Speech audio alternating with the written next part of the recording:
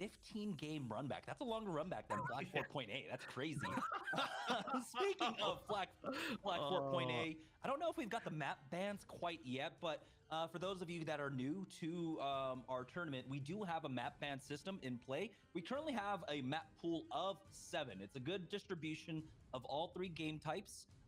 With I think one of the game types, I forget exactly which one, might be point capture, does have, I believe, 3 maps in representation.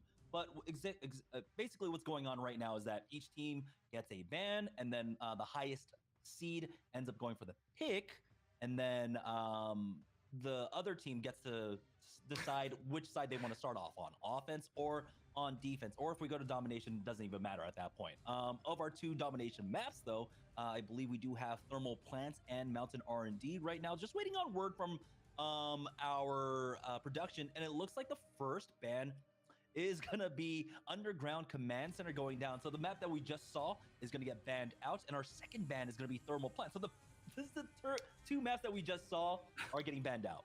That's good. I want to see more and more maps throughout the day. Now, my question, I'm really curious if we're going to see anybody eventually pick Harbor City throughout the weekend. I think it's maybe a little bit low chance, but it's there, and certain teams can be really, really good at it. You know, maybe the opposite of the teams that are really good at this close-up range. But again, just looking at the teams that we have, you know, we know that BOZOS is really, really good at the domination type game types because of just how their team comp works. The fact they've got an extremely strong Exia on their team, and that is just one of the best flankers in the entire game, probably the best flanker in the entire game. So I'm curious as to which game types we are going to see throughout this set, and it does like we are going to go back to Flak Fort, not domination. Okay, Flak Fort for our first map of the day. We did get to see a little bit earlier on, and then we got to see inklings of how teams want to play it. And it seems like regardless of skill level, or, you know, I hate to say that, there is a disparity in skill level, but regardless of skill level, teams are playing this one a little bit more conservative, playing inside of point A, not taking any risks that are out on the outer bridges of Flak Fort, because we know how strong from our regular games a sniper can be in controlling that outside objective. Yeah, I mean, there are just so many opportunities to get picked off in that first area, right? The offense, they can go through the tunnel to the right, they can go under the bridge, they can go over the bridge. There are just so many different angles. No one sight line, I think, covers every single one unless you're standing like all the way basically back at the point, and then at that point you're still basically just vulnerable to any of those sidelines. So again, please, ranked solo queue teammates, stop holding by their spawn at this one.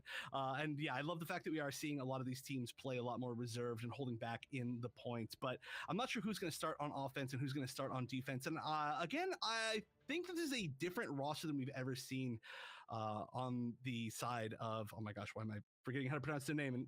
Well, how do you pronounce the name? I'm blanking. Inarizaki. Inarizaki. I was going to call it Inarizami. I was going to take a risk and be like, BOZOS? yeah.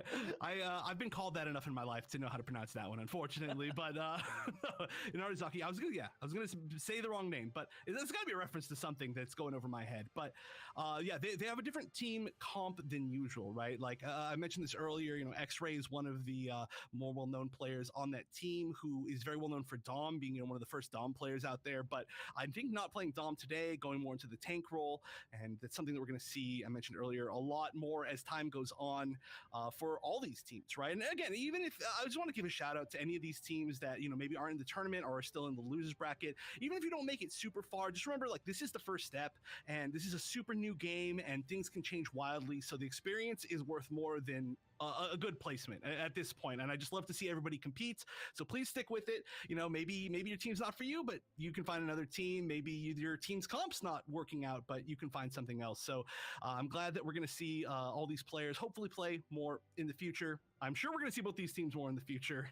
I don't know, again, though, Inarizaki, what their team comp is going to be. We didn't get a chance to see them on stream. I was watching through some like streamed games earlier, but I wasn't able to really lock down what they were going to pick. Especially, I think I saw them playing a totally different game type. So I think, though, would you say that you're confident that we're going to see pretty much the same thing from BOZOS? They seem pretty safe to me. Yeah, I think right now we are getting to more of the competitive matches. I think this is definitely either side actually should be faring well against each other. I don't think this is going to be one of the first 2-0, or it could still go 2-0, but it'll be a competitive 2-0 if it is at that point. at this point. So I think we aren't going to see the 5-minute timers after taking point B or something like that, right? I think this is going to be a lot more drawn out. Our first 2 matches of the day were pretty fast. It was a quarterfinals and our winner semifinals match here, but I think this is definitely one that you and I both kind of isolated earlier, that this is a matchup, if it comes down to it, could be a grand finals match. And again, because this is a double elimination, if we see this once, we can see this a second time. So I'm really excited that we are doing a double elimination. But it does seem like we are into map number 1. So let's go ahead and swap back on in. And now we do have the offensive setup coming out now. We don't have the overlay swapped quite yet. We still have Gundam Unicorn Judo practitioners up there. We'll figure out where each team is coming from. It looks like Inarizaki is on, or we're currently looking at them. They're the blue team, which I would assume is offense. Yes, it's offense. So they are going to be starting off on offense first. I guess they were probably the higher seed just based on the fact that they were placing in the previous GENL tournament. And just as far as their comps, we are once again going to see our Barbados. Barbados a lot more popular, especially on attack, than I expected. Yeah, I mean, you do have the options, of course, like as these brawlers of like getting around a lot of the heights to challenge for that. On the defensive side, though, we do have that full push back all the way over to point A. You can see the scout coming out. Nice, just to get a quick see onto the entire team. Don't know if he actually picked up anything. It doesn't seem like he did because everyone is playing from underneath the bridge. So it's going to be a full 6-man push to come out from the right-hand side. Oh yeah, there's not a lot of line of sight when you're pushing down that direction. You have to kind of take a risk and look over the left side. It looks like nobody on their team did. Of course, they're playing very, very reserved, very safe. We are going to see here the Sazabi kind of pushing in from the side. It's very hard to take down a Sazabi from this angle. It gets some really great ranges for its shotgun, and oh, this Exia going to be so strong on defense, of course. And look at this. This is a brawl within this building. It is hard to track what everything's going on. We've got the Exia versus Exia, one Exia going down. But you can see the Dom follow-up. And again, that's the nice thing about the Dom. If your teammates ends up hitting anything at all for a lot of these units, the 800 HP units, you just go ahead and finish them off with that right click. You can see the challenge coming out, though. The Pale Rider still on the high ground, now pushing forward, the nade down. Doesn't do critical damage, though, as now you're going to be able to force that offense back. And again, we saw this the last time we were on Flak Fort. That high ground hold from the Pale Rider is so extremely important. Yeah, it can get shots on pretty much any entry point, and it can back up and try to, you know, just use even its own heals at a point if it seems like it's going to get picked off. That particular angle in general, one's very much underutilized in teams that aren't really coordinated. But oh, that Exia going down, it almost escaped, almost got out of the building. But right now, we are just seeing such strong aim from this Exia. I mean, you mentioned this earlier, no fall off on the Exia daggers. This just does so much damage from anywhere. Now, Duke will ultimately fall, though, and so now the point's still getting contested. We do have a few on here. They do have a quicker respawn, or at least a faster run back at the very least. And so they can try and take advantage of that and try and maintain the presence here. But they are finally forced back. It's going to be a regroup coming out from the offense now, though. Barbados has taken that high ground away, and Exia Duke is going to have a long run back here. Going to try and get back with this squad, but they are starting to start fighting for that point. He will be able to get in. Needs to refresh on those dashes, though, before he goes in for the fight. Yeah, just going to be holding this very far back area. This is a great place to put that turret. It's not a very easy spot to shot. It might get some actual like shots of people that can't hit it. Wow, getting hit by the other Exia just flying up into the air. This is a duel between Exias. Unfortunately, we're not going to see how that one's going to end, but this Pale Rider, once again, I mean, you just get, oh, the Hades is being activated. This could be an entire team melt if the aim is correct. There's almost not even enough people here to team melt.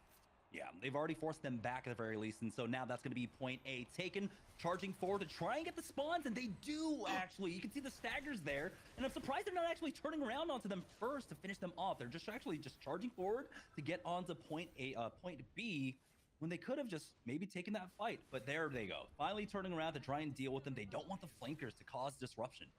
I actually kind of like this, right? They can push forward, turn around, try to get the picks, and then be closer to the point. So as soon as they get these first 2 picks, they can just turn around and just immediately push on point 6v4. But, okay, we're going to see the Trans Am go out. 2 people going down now to this Trans Am. We're probably going to see one more here. Great aim again. The Exia in the Exia mirror. I think so much of this game has gone down to the Exia mirror. Wow, avoiding the Barbados hit as well. This is so well played. Yeah, Screaming Nimbus was used there.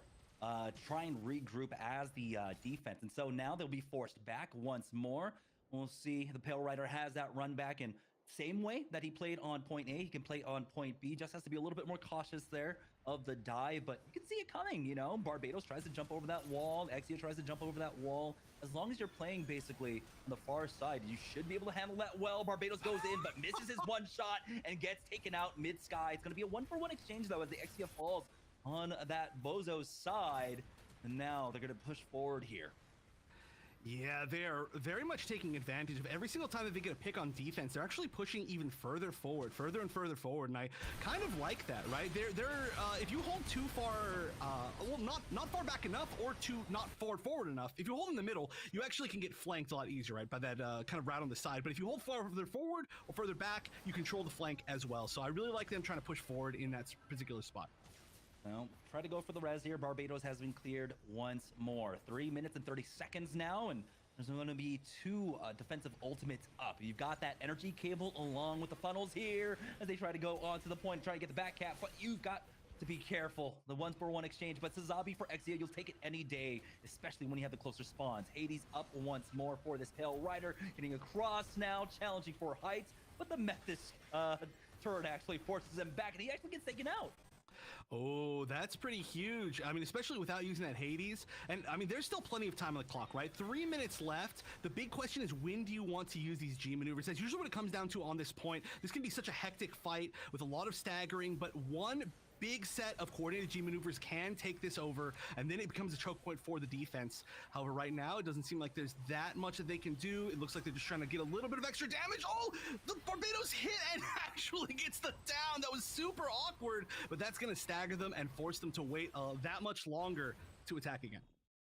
Wow, they're going to be able to get point B with time on the board as well. We'll see exactly how much they have. But that was a nice push. Again, you got to see why the high ground angle is so incredibly strong to hold there on point B. Well, once it gets taken away, there's very little you can do once you establish dominance there. Having that extra high ground, having that, I mean, basically putting teams into a fishbowl. It's so easy to shoot down on them. 2 minutes and 32 seconds. That's what they're left with after that push. Yeah, that was very strong. And like you said, as soon as you get that point, I actually didn't even realize that they were taking that point quite so quickly. But once you can get the high ground there and just control that center stage of that point, there's only like really 3 direct directions that the team can push in, right? They can push in through both of the tiny little sides right by the spawn that go right directly onto point. They can push all the way around the left side, or they can try to get back up and like push you through the ramps. And none of those are great situations, especially if, you know, they've got any sort of AoE damage. You just get choke pointed right there so easily. So if you can use all your G maneuvers, force them into their own choke point, or force them to split up, then things can go very well. But that was a great usage and a lot of time left, actually. A great usage of all of the G maneuvers on offense, and having that extra time is going to be really important, because when you have 2 strong teams, one thing that's really interesting in Gundam Evo is that I've noticed that 2 strong teams will often just both take the points, right? They will, in fact, both make it happen, just because their coordination is working so well on offense. Yeah. Again, it can't be understated how strong that is. When you look at the defensive hold, it's also extremely hard to hold on B for the defense at points, because you don't have the same kind of access when it comes to health packs once you're actually forced on to the point. You have that one mini that's down below on the left-hand side, and a little cheeky turret there to get some extra damage, but that's also information for them. They know that they're coming in for the right, but this is the similar push that we had coming out from our first half. Now they're going to go ahead and try and take this high ground, though, for this Pale if he wants to push up. I believe Dom has already created the way and the space for him. They will get up there, but they are getting challenged just a little bit for it. They spot out the Methus on the back line. It's going to be the first pick, though. This is Zabi going down, and now they have the opening to push forward here. You can see the turret getting taken out by that nade, but it's going to be a clean and surgical push. They end up losing out on 2, but it should be enough for them. Yeah, that's actually so funny that they used the Pale Rider to defend on that particular platform through the entirety of the very first push when they were on defense, and now that they're on offense, they just walk the Pale Rider around the side and they just used it themselves. They're like, you know what? I'm just offense or defense. This is my spot. This is my Pale Rider home. But yeah, this is going to be the full cap. Very easy, very quick first push, and you love to see it. And they're just going to push immediately forward. We're not going to see that kind of awkward stagger situation, but they are pushing forward extremely quickly. They didn't have too much of a stagger to have to wait for. Yeah, they got this maybe a minute and a half, a little bit earlier. We did have the nade coming out, the EMP actually being utilized by that Pale Rider above, but they trade 1-for-1 Barbados for the Exia here, and he's been destroyed. So there's going to be no res for him, but this is the offensive push. They're not too far from spawns. Exia finding one more onto the Dom now. Pale Rider at 81 HP somehow survives and gets behind cover, but he needs the heal of that repair cable. You can see the full regroup. They're not actually lingering around and getting picked off. Here comes the defensive push now, trying to find a little bit more. Yeah, so much of this match has come down to the Pale Riders and just their positioning and their ability to stay alive. Oh, look at this. That's going to be a nice down. I think they should be able to get the res right here, but they're actually not even going to go for it. Wow, that's pretty surprising. They just really, really want to hold this choke point. Although there are a good amount of picks, really kind of on both sides. Maybe this is what you want. Oh, I'm sorry, a team kill. That was like a weirdly staggered team kill. It said team kill, but like 4 people were up already. Exia picks up a lot at that point. Now 3 G maneuvers online. You got the Trans Am, you got the Hades along with that energy cable. On the offensive side, though, they do have a Trans Am along with the energy cable as well. So if they want to go in for that combo, they can, but it will be answered in kind. You can see they're trying to measure the defensive push, and now they end up losing out on their Sazabi, but the Hades has been used from the defensive side. They're at least bleeding out some of the ultimates, and with the time advantage that they had on point A, that's actually kind of good for them. Bleeding out 2 ultimates there, they'll try and come back with more. Yeah, this is, it's really interesting to see the full commitment to the Barbados. I just have to point that out as they're kind of regrouping, but it's been working really, really well. This is one of, I think, the like dedicated Barbados mains. I'm pretty sure it's the same Barbados main that's been on Inarizaki since the like very first tournament, the Pilot Showdown, but a strong player. And I mean, it's honestly working out in ways that I wouldn't expect. And we're going to see it again. You can just kind of pick off people that are trying to sneak in, but that is going to be the Trans Am activated. That is going to be, of course, a commitment with also the Hades. Yeah, that's a lot of commitment onto here just to get past the point. I mean, just the choke point. They're not even getting onto point A quite yet. They're trading away. Now they might be able to find one more. And I'm surprised they're not going instantly for that high ground instead. They will go ahead and swerve around to the right here, and this will give them access for that Pale to get up high. But they still need to clean up, and now they're getting challenged by the Exia. 378. One more right click might do it as he gets tagged for 106. But he does fall back. The EMP nade isn't enough to slow down the Mephis, who ends up chasing him down. It's a 1-for-1 exchange, though, our support players coming in. And like I said, Wonder Bread, I love in this game how the supports make an offensive difference. I know, they can do so much damage. I've been melted by far too many Methuses, but yeah, I mean, that was huge, right? Of course, that sets up the stagger on the offense.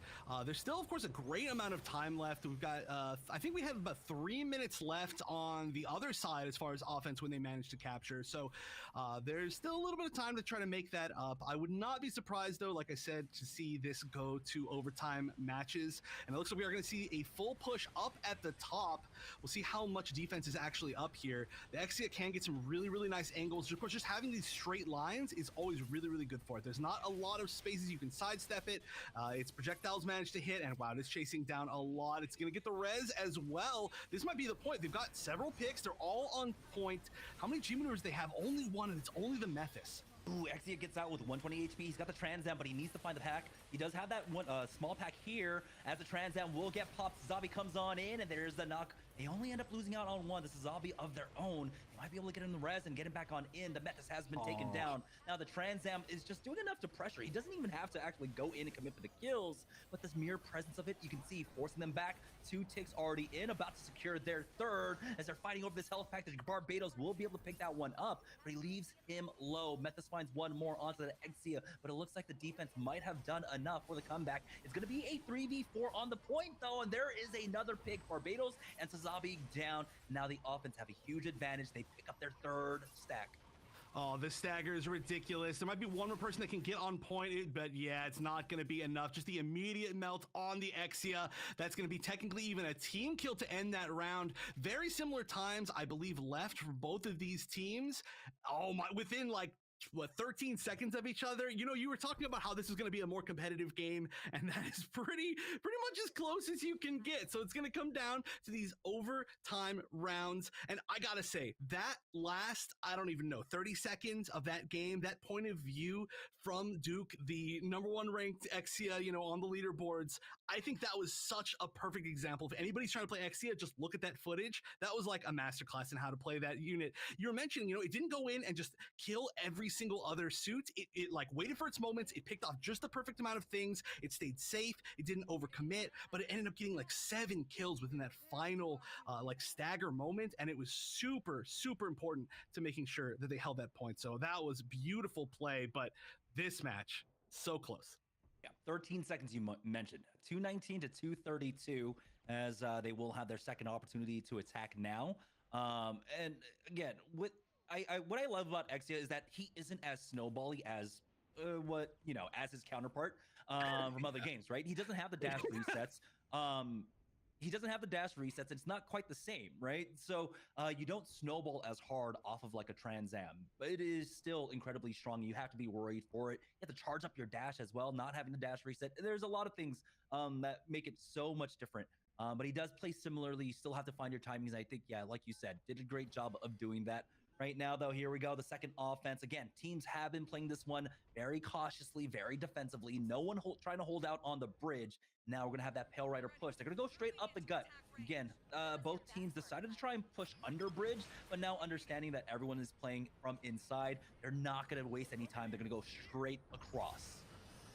Yeah, just immediately pushing across. This is like one of those situations where you know that your opponent is respecting you, and so you're just going to take advantage of that, right? They're like, you know what, we'll just take the fastest route because we know that they're not even going to try to get a pick on us. They're just going to stay inside and respect the fact that we can get a pick on them. So immediately we're just going to see these chaotic battles on this point, and these can be just so hard to track, but this is such an, it's like the perfect ranges for Exias. And again, the Exia 1v1, it's so important. Yeah, losing out on that. Now the point is contested. They've already gotten 2 ticks for themselves here on point A. If they capture it, of course, they will get additional time. We saw how both teams kind of struggled to get onto point B, so it's incredibly important here for the defense to try and bleed as much of it as possible. But now, with 50% of the way there, we'll have one more opportunity, essentially, to make this attack happen. Yeah, this time makes everything so much more stressful. Of course, you do get, for anybody who doesn't know, on overtime rounds, you start off with 50% of your G maneuver meter. So we do see the Hades built very quickly, even within the second spawn. And you do see some very strong team fights, especially with G maneuver coordinations, just right before the time ends. We're seeing a little bit of a hold here before this Hades is used, but there is one big pick on offense here, and that is going to be huge, even to start things off. Oh no, Zim ends up going down and finished off, and he had his Hades available now. G maneuver being used on the other side. That's going to be Hades for Listic for Team Inarizaki. But we still have 30 seconds remaining here. They're calling the GGs at this point. I don't think you have to do it so early. Did they end up getting a DC? It does look like they got a DC. That is pretty unfortunate. I wonder what happened. I wonder which player it was that ended up dropping. That is a really unfortunate time for it to happen. I'm not sure exactly how that's all going to go through, but there is still, of course, you know, going to be another round of offense and defense. And honestly, you know, even on offense here, they managed to get 2 ticks so far. They can still win one team fight. They're doing extremely well for having to play potentially a 5v6. In fact, okay, so that's actually almost, I mean, half their team is down. More than half their team is down. I think one of them is staggered. Somebody's going to stay on point. Look at this. I love this movement. They're coordinating to already move forward. And it looks like we have the player reconnect on the other side. So, you know what? Things could be worse. Things could be worse. Yeah, Methus is back. I believe 14 BOZOS now. They don't catch anyone on a stagger. It looked like everyone got the back spawn at the very least. So we're not going to have that same kind of issue that happened in the first round. But they do catch out one. Methus is going to try and back away. Dom ends up falling here. That's going to be 2 coming in now. You have to try and back away, but no, the Marseille says you're getting back into the thick of things, taking him out. But they do get that additional time, by the way. So the offense will have about 2 minutes, I think, to try and take point B. But again, we can see how staunchly the defense holds here on point B. Yeah, this is going to be really tough. It looks like they are going to slightly build back a few G maneuvers, maybe 2 or 3 for one final push, but they're going to have to really coordinate it. And I mean, even if they can get one tick, though, that's huge. Like, let's remember, it's whoever can make it, I believe, further here is going to win in the tie. This isn't going to be like ranked. There is like an actual tiebreaker. I feel like I don't fully understand the tiebreaker well enough, so I'm not going to 100% speak on it, but there is, you know, it is important to get as far as you possibly can. And the fact that they've already taken A is huge. It looks like there is the potential for, they got a couple picks. They got 3 picks. They could at least get a minimum 1 tick, which is going to be huge, but anything further than that is going to be even more and more big. It looks like, oh, this is tough. This Pale Rider has to take down at least 2 things on point here. As 5 seconds are left, has to stay here, has to, get hit by the Exia. That might be it. They didn't quite get 1 tick, and yeah, they were close. They were close to getting a hold on point B, but not quite. Regardless, though, like I said, fully capping point A, that's pretty huge. It's very, very possible to hold somebody for just 2 minutes, 2.5 minutes at point A.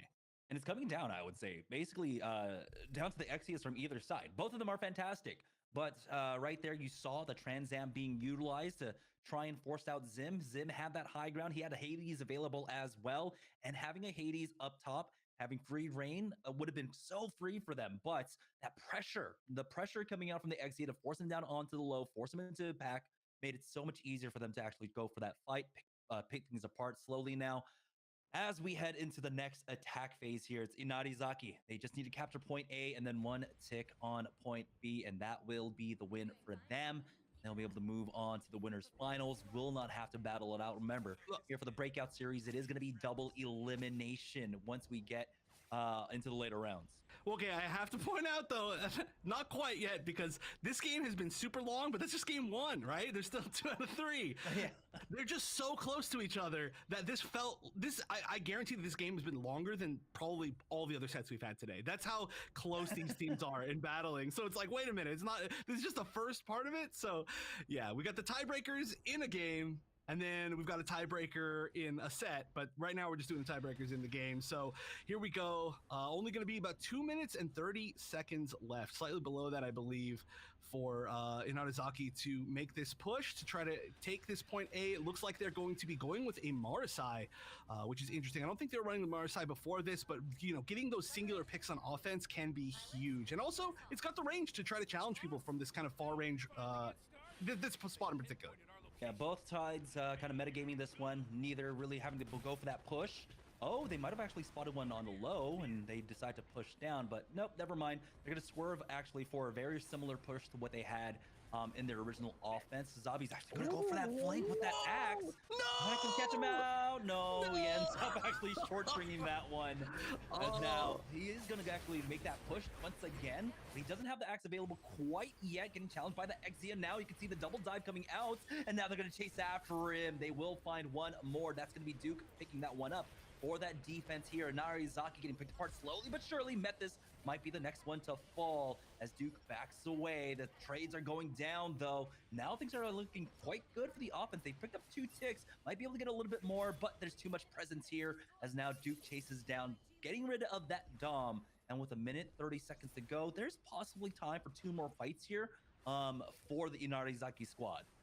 Yeah, they're, of course, building all their G maneuvers as well. They haven't used any of them yet. They've got 3 of them up. I could see at least 1 or 2 more building within that next fight. And the fact that they already got 2 ticks, that's feeling pretty good for them. We could be, again, this could be just as close as it gets. I don't even know what happens exactly if they both just take A and don't take B, but we are going to see the Trans Am start off, and wow, that is almost single-handedly going to be holding off this entire push. There is so much damage coming out from that. And once again, the Exia battle. And again, Duke coming out on top. Yeah, tried their best, but they will be forced back. That was a lot of G maneuvers being utilized, though, by the BOZOS squad. So they can at least count on that. They will have, it looks like the Ashmore punch coming up just in time. So that's going to be 3 for them. Oh, you got to be careful. You've got the energy cable. You got the repair cable along with the heal being used early on. Hades will get popped. They're not actually using the Metis ult. They don't have it, or they might have actually popped it onto someone else as they charge forward. Now Ashmore punch being utilized as well. And the Screaming Nimbus, everything being used from the defense here. 20 seconds left to go. Will Inarizaki actually have enough time now to push forward? You can see now the defense going straight up, making sure they can't push in, but you got to be careful yourself playing on that bridge.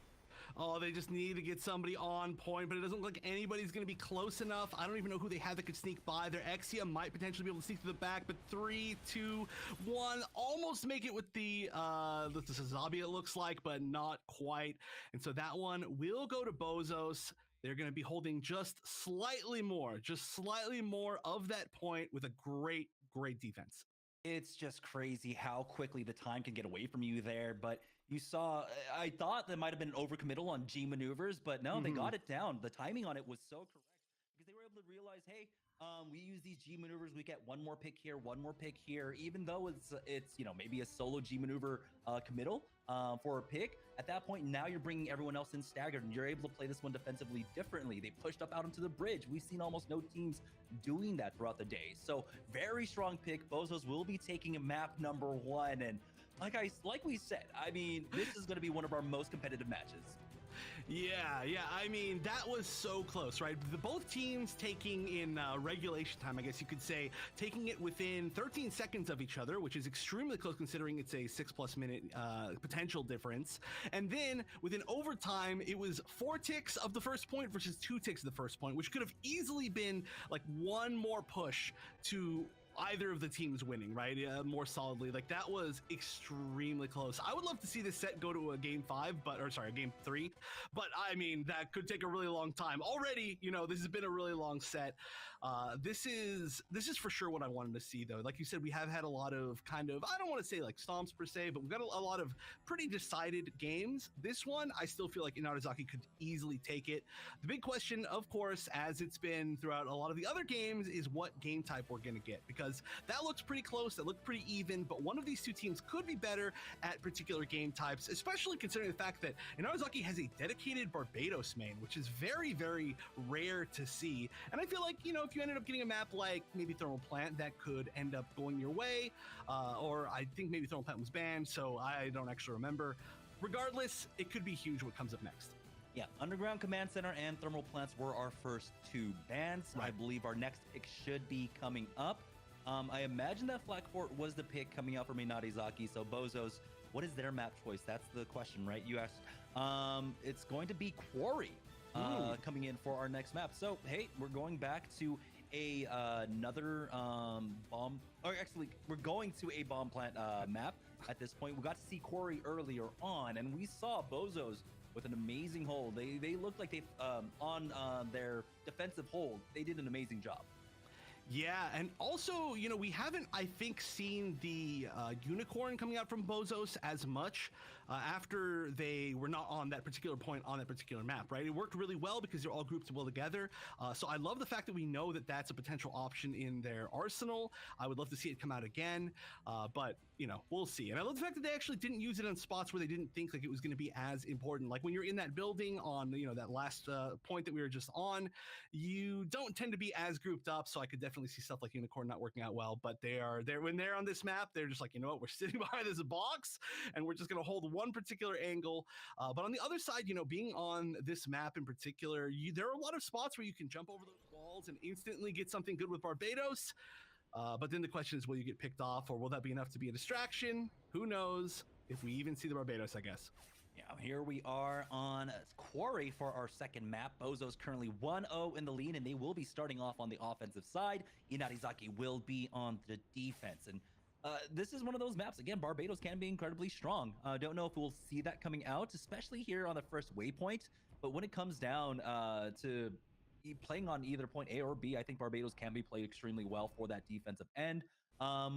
We were expecting quite possibly Sniper to come in here. He can be played especially to try and take the first waypoint, but and there's just so many ways to break sight lines here. For Inarizaki, though, they will be trying to play defensively ahead of that. Looks like we might have another Axe scan coming out. Possibly. We got to see that on on Flak Fort, and I thought that was an interesting thing. Don't really see that often in ranked. Yeah, it's definitely, I mean, a lot of times too, ranked teammates aren't going to take advantage of it, right? And it does look like we saw it, unless they just decide to fly in the air for no reason. Regardless, there's not going to be too much variance. You know, you're going to be able to see whether people go to the right or people go through kind of through the middle. Looks like most of the team went through the middle, but they're not even holding that angle particularly, so I'm not sure if the info helped them all that much. Regardless, you're not taking that much damage for it, and wow, immediately we're seeing Duke get picked off. Yeah, Duke going down early. He is, of course, going to be on that Exia. So his run back will be a little bit faster, quite possibly, but they are forcing back the Pale Rider, but they find one more pick. Their Dom dies, but this is just a fight over the waypoint now. So they can try and go for the regroup here as they have one isolated in the corner. The chase after the Dom, but the nade is not enough to finish him off quite yet. He's got that Mega health pack to play off of, and now you might actually go down to the Metis turret. No, 300 HP. Oh my goodness. I mean, the amount of times in your ranked games, how many times have you had to tell your teammates to clear like the Metis turrets?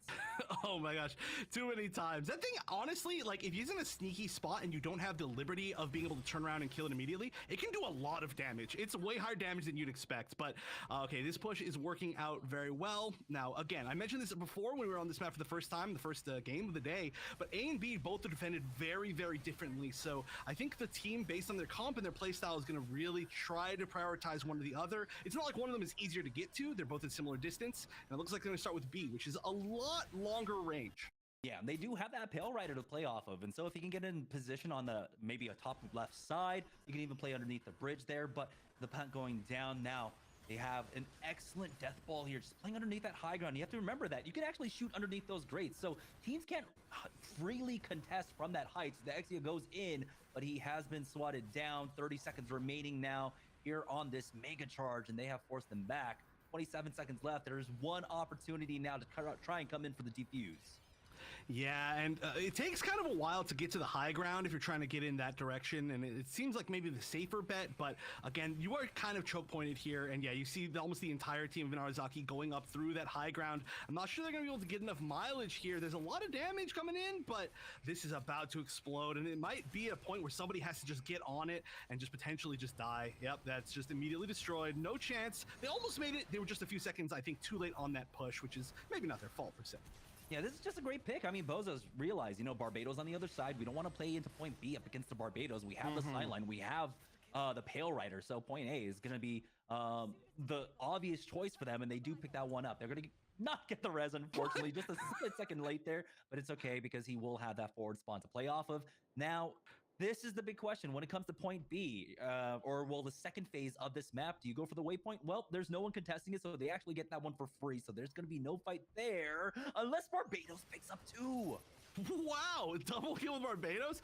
Wish we got to see that. That was, I mean, that can be a really scary spot, right? When you take that waypoint, you have to walk through this little canyon, this is just Barbados heaven, right? Anybody who's like right next to you, right there, there's like no sidelines in front of you because it turns. Barbados just jumps around you and one-shots you. So this can be a little bit of a trap as far as a waypoint. Obviously, if you can utilize it well, it gets you very, very close to that back bomb spot. But I've seen a lot of teams, even good teams, take this waypoint, all try to fight their way through this and waste so much time just getting choke pointed in that little valley. Ooh, Barb kind of feeding on that push, actually. And so now you can see the rush coming out from the rest of the squad, but the Ashmar punch, no, never mind. That's the Screaming Nimbus coming out, and that picks up 2. They're actually coming in a lot into this Hades being utilized as well for the defense in Inarizaki.